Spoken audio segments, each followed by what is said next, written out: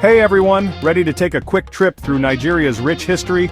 Buckle up because we're diving right in. First off, Nigeria isn't just a country, it's a tapestry of ancient civilizations. Let's talk about the Nok culture. These folks were around as early as 1000 BCE and are famous for their terracotta sculptures. Imagine creating intricate art over 3,000 years ago. Fast forward to the 11th century and you've got the Kingdom of Ife. They were so advanced, their bronze and copper castings still baffle modern scientists. The Ife people believed in the god Oduduwa, the supposed founder of the Yoruba people. Pretty epic, right? Now let's jump to the 15th century with the Kingdom of Benin. Their art? Absolutely stunning. Think bronze plaques and ivory carvings that ended up in European museums.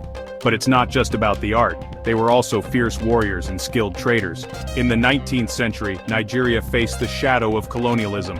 The British took over and by 1914 they amalgamated the northern and southern protectorates. This set the stage for Nigeria as we know it today. Fast forward to October 1st, 1960, Nigeria gains independence.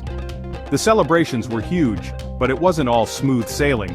The country faced civil war from 1967 to 1970. Despite the struggles, Nigeria emerged resilient and strong. Today, Nigeria is a powerhouse in Africa. With its rich culture, booming economy, and vibrant people, it's a country that continues to inspire. So there you have it, a quick journey through Nigeria's fascinating history. Hit that like button if you learned something new and don't forget to subscribe for more history-packed videos. Until next time, keep exploring.